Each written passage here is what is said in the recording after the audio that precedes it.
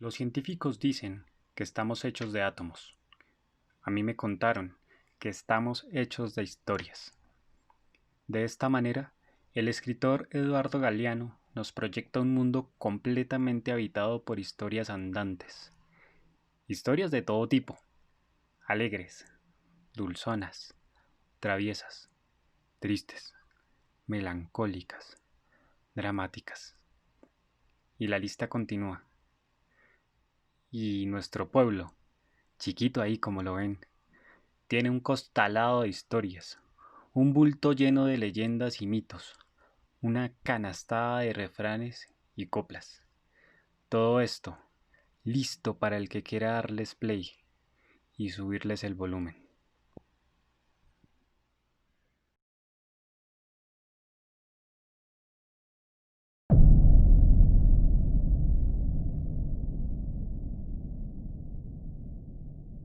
Cuentan que en los tiempos antes del COVID, cuando comenzaba el espacio de narración oral, se contaban cuentos cortos, minicuentos o microrelatos que servían para abrir el apetito del público hacia el relato, para confundirlo, para darle tiempo al cuentero para acordarse del cuento. Y para que no se pierdan las costumbres, quiero comenzar este espacio de narración virtual post-pandémica con un par de cuentos que, como es octubre, serán cuentos de horror.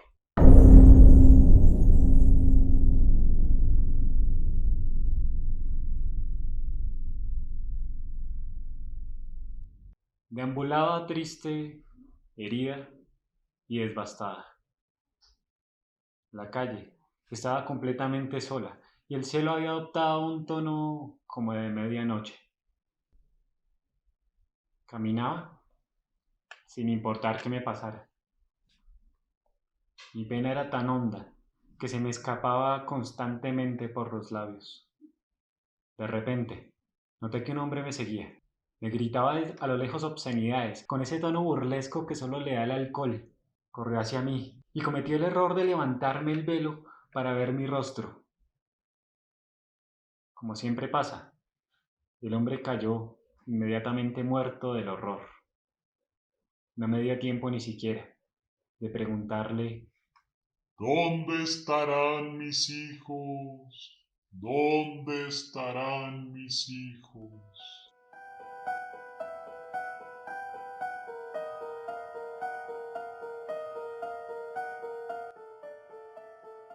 Mi madre me despertó de madrugada. Arriba, mi niño, es hora de irnos. Me cargó en sus brazos y emprendimos el séptimo intento de huir de mi padre.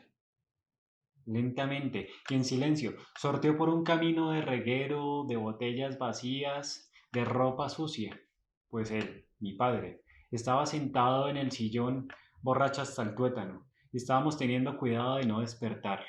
De repente, y cuando estábamos a punto de abrir la puerta para salir, mi padre se despertó, me arrancó de los brazos de mi madre y le gritó: ¡Basta, Laura! Yo te amo, pero tienes que dejar de venir. Tienes que dejar al niño. Él no se va a ir contigo. Mi madre cambió su expresión por una expresión más fría. Volteó el rostro y lentamente se fue devolviendo hacia su tumba.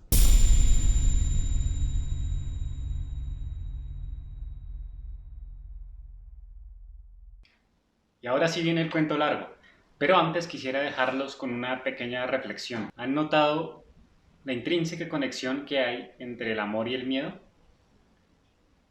Casi que se podría reemplazar esa frase típica del odio al amor hay un paso por del miedo al amor hay un paso. Y cuando navegamos en la literatura, en el mar de la ficción y la fantasía, las emociones, los valores y los sentimientos humanos se hacen todavía más presentes. Y hay dos islas que resaltan sobre todo, el amor y el miedo. Quizá el primero, el amor, como antídoto del segundo. Pero lo cierto es que cuando estamos bajo el cálido influjo del amor, nos sentimos fuertes. Sentimos que no hay barrera, que no hay tranca que no podamos atravesar. Pero al mismo tiempo nos sentimos un poco distraídos. Pero cuando estamos sometidos al miedo, nos sentimos pequeños en un mundo enorme lleno de peligros, lleno de ansiedades, lleno de amarguras. pero al mismo tiempo sentimos nuestros sentidos al 100%, esperando que cualquier cosa del mundo nos pueda atacar. Ahora ustedes, amigos, familiares y personas que me ven en Facebook, Instagram, YouTube y todo ese tipo de redes sociales y que están procrastinando, trabajando, estudiando mientras ven estos videos, que por azar del destino, que por la divina providencia llegaron aquí y le dieron play, les regalaré un par de historias que no serán tan largas como la cuarentena, ni tan aburridas como las intervenciones diarias del presidente, aunque sí los van a dejar un poco confundidos, así como se confunde una mano que acaricia.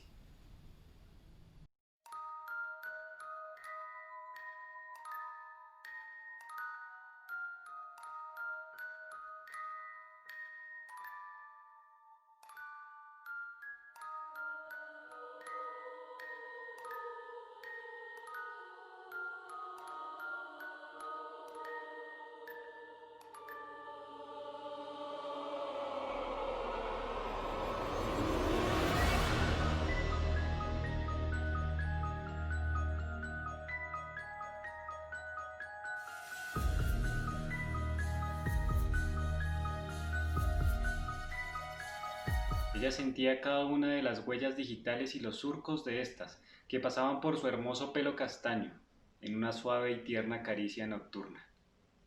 Pasaba esa mano, como pasa la mano del capitán por el mapa.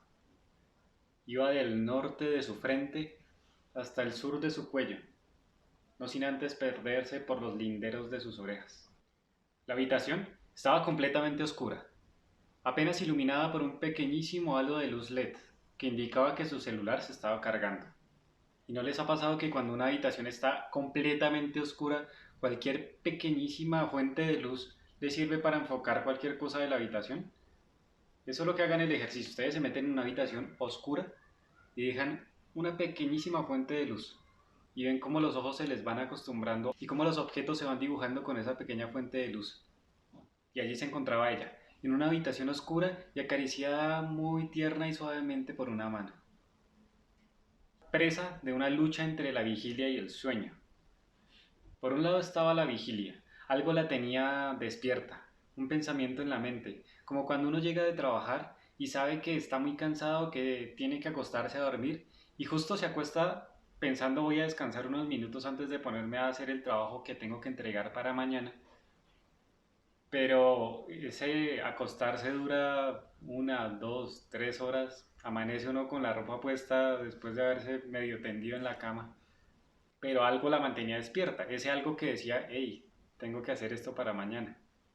Algo la mantenía despierta, pero también era presa de ese sueño, de ese estado preonírico. Era en ese punto, en esos microsegundos donde uno no está ni tan dormido ni tan despierto. En ese pequeño lapso de tiempo, donde por ejemplo uno escucha un ruido externo y no sabe si es un ruido de afuera o un ruido del sueño. Y se confunde todo eso en una misma gama de sensaciones y de pensamientos. Una cosa extraña, porque es como el puente que va desde la sensación de estar despierto hasta la sensación de estar dormido. Y así, con el paso del tiempo, la caricia se fue intensificando cada vez más y más. La mano avanzaba sobre su cabello, desde el meñique hasta el dedo anular, pasando por el medio, el índice y el pulgar. Todos los dedos danzaban lentamente sobre su cabello. Y ella recibía esa caricia como el que está en el desierto recibe un vaso de agua. Sumida en ese remolino de sensaciones y en donde estaba a punto de perder la batalla y entregarse al sueño. De repente se levantó, tiró las cobijas al suelo. Empezó a mirar en la habitación y a tratar de enfocar algo con ese pequeño halo de luz que tenía. Empezó a sudar frío. Tenía la palpitación y la respiración agitadas. La piel se le puso de gallina. La caricia se había detenido por completo. Recordó eso que la había mantenido despierta. Recordó ese pensamiento que no la había dejado entregarse al sueño. Recordó que su habitación estaba completamente cerrada, que su apartamento estaba completamente cerrado y que sin lugar a dudas ella dormía sola.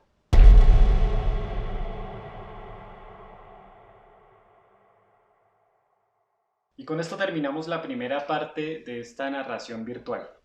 Pero mañana no se pierda la segunda parte a esta hora y por el mismo canal, otro par de mini cuentos y un cuento largo. Si le gustó el video, deje sus comentarios, deje sus críticas, todo deposítelo en el cajón de los comentarios abajo. Si le gustó, dele like, dele me encanta, me asombra, me enamora, lo que sea. Muchísimas gracias por prestar sus oídos y su visión este ratico a la narración y a los cuentos. No se le olvide mañana volverse a conectar. Y si va a salir, distanciamiento, tapabocas, alcohol, guantes, lo que pueda. Pásela bien, pásela sano. Muchas gracias.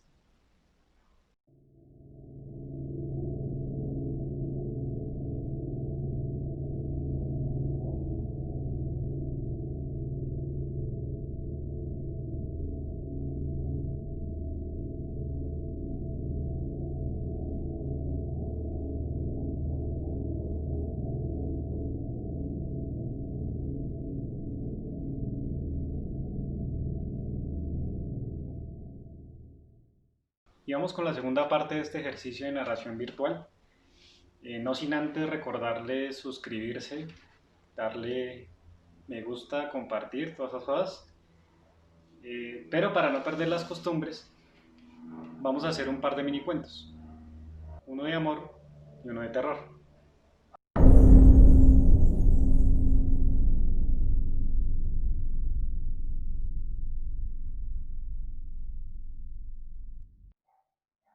El gato se enamoró tanto, pero tanto, pero tanto de la gata, que negoció sus 7 vidas por una sola con ella.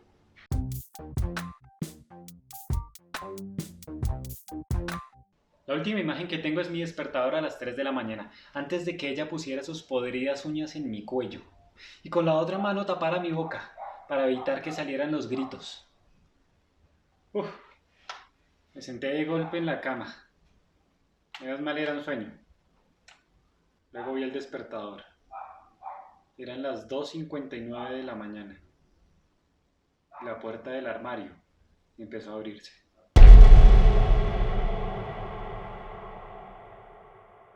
A lo largo de la historia y de estas historias, hemos pasado rápidamente de los tiernos brazos del amor a los fríos y desesperantes abismos del miedo.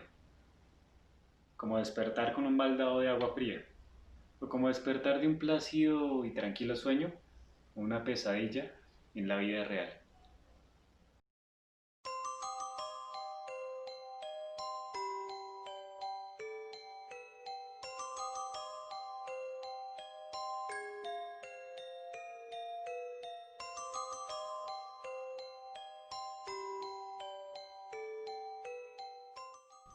En todo pueblo de Colombia hay a lo sumo una iglesia, unas 3 cantinas, un parque donde se sienta la gente a tomar el sol y un cementerio.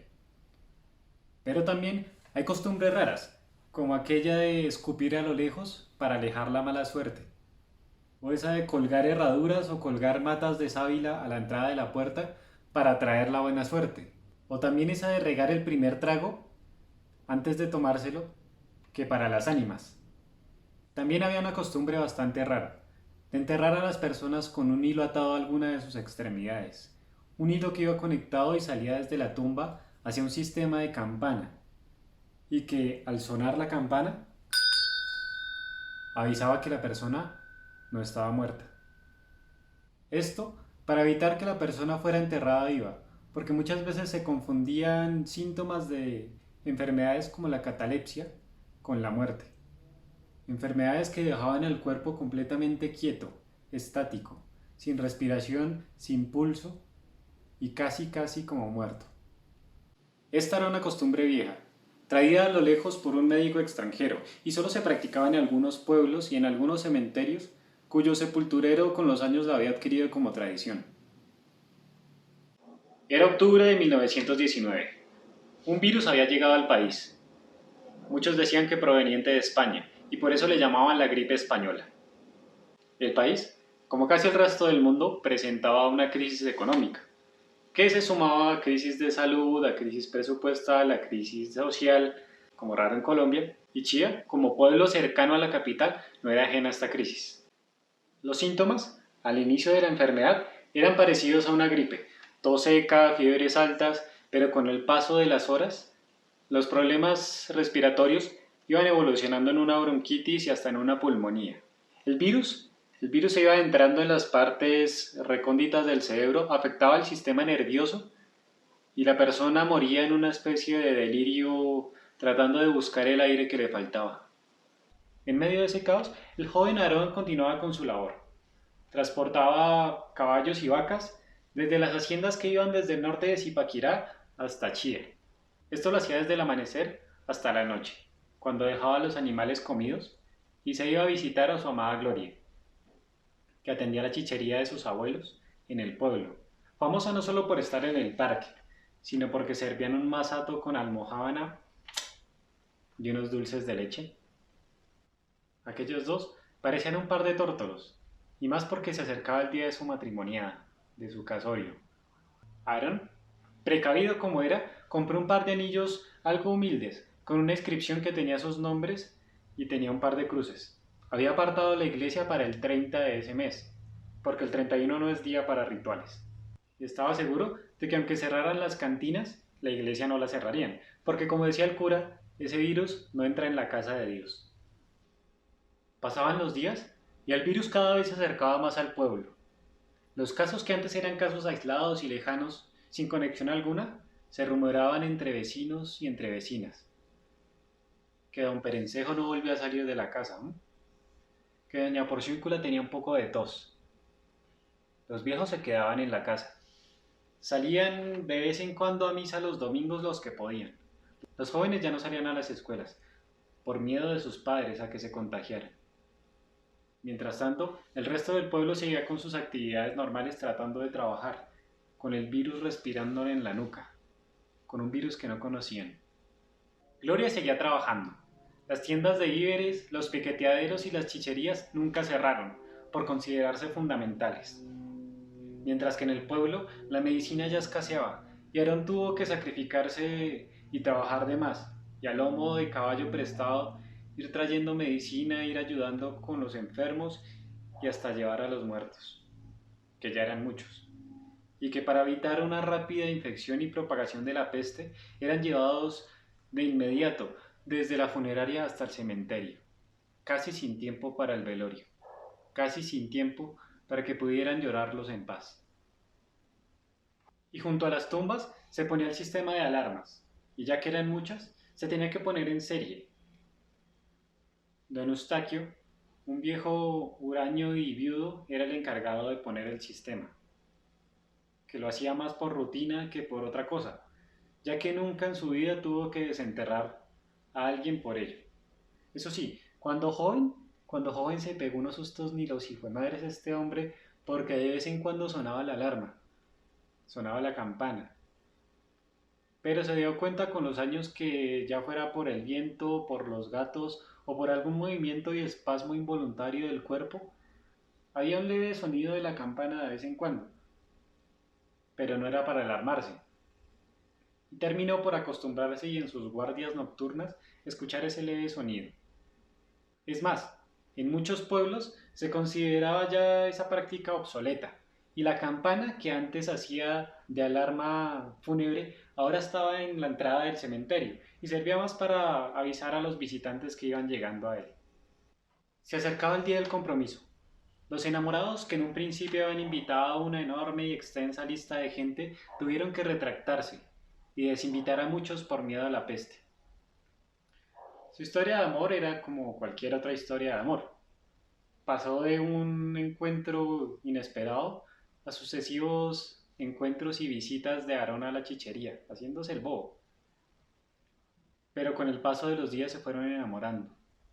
Y Aarón le dedicaba rancheras que se sabía de memoria, mientras que Gloria siempre le guardaba algún mecato en la chichería, como para la tarde y para la jornada larga que tenía que pasar con los caballos. Y hasta ese día, la peste no los había tocado ni directa ni indirectamente.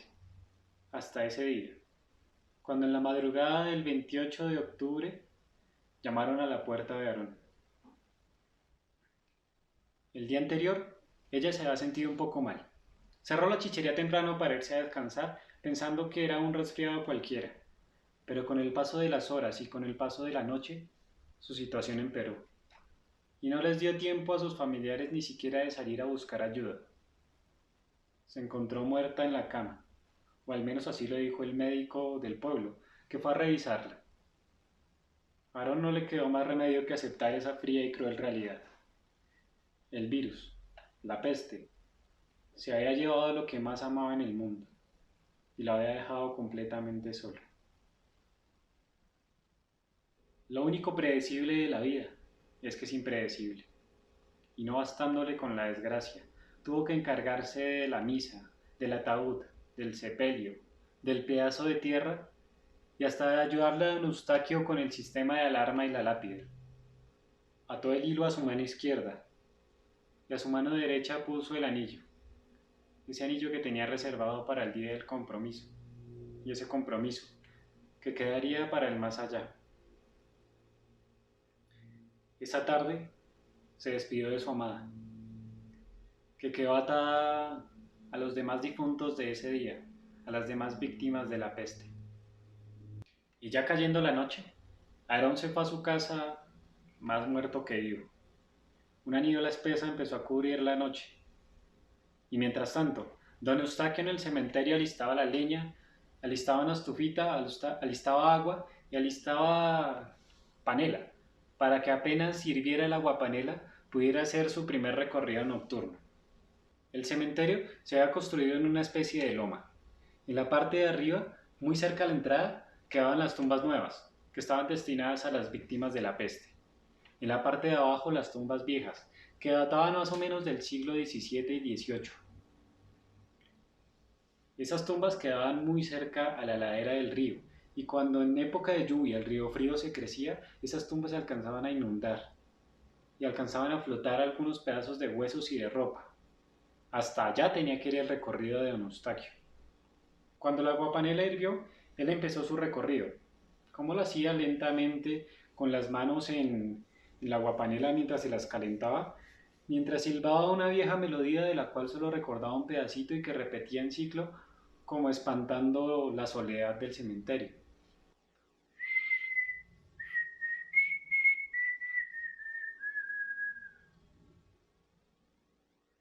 Cuando ya daba la vuelta y se alistaba para trepar esa loma de tumbas, creyó escuchar un tintineo de la campana. Así que prestó oído, se quedó quieto para no hacer ruido, pero no escuchó más tintineos. Así que volvió con su paso lento a subir y a silbar.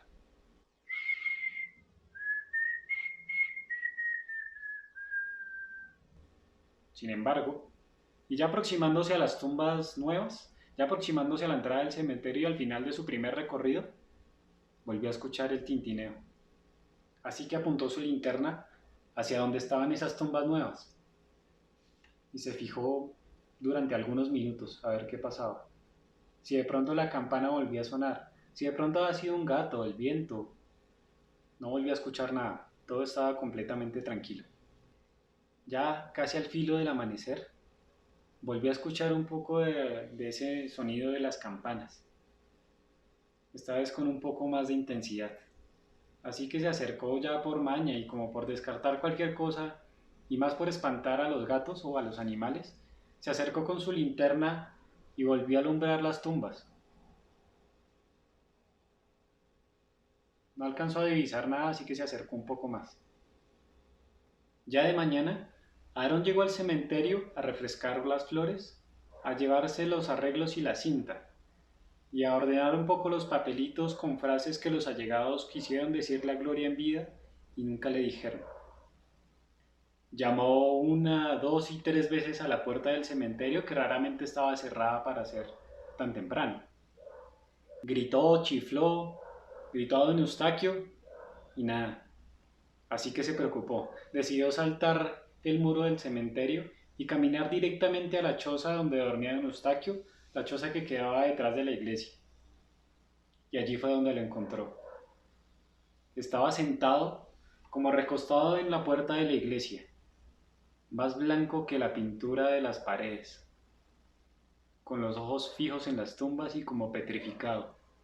Intentó moverlo, pero lo único que hacía don Eustaquio era sostener la linterna aún prendida hacia las tumbas, completamente firme y quieto. Ahora no lo pudo ayudar, así que decidió ir a averiguar qué era lo que estaba mirando y la razón por la que estaba tan asustado don Eustaquio. El hilo rojo y los hilos que ataban el sistema de alarma hacia la campana estaban tirados en el piso, como si alguien o algo los hubiera jalado con fuerza. Decidió seguir el camino del hilo hasta la tumba de su amada, donde estaba la campana. La campana estaba en el piso, a solo centímetros de la lápida. La movió un poco y ahí fue cuando Aarón descubrió horrorizado cómo se asomaba una mano embarrada y un poco ensangrentada desde la tierra aún fresca de la lápida de su amada, y cómo un pequeño anillo de compromiso chocaba contra la campana produciendo un leve tintineo.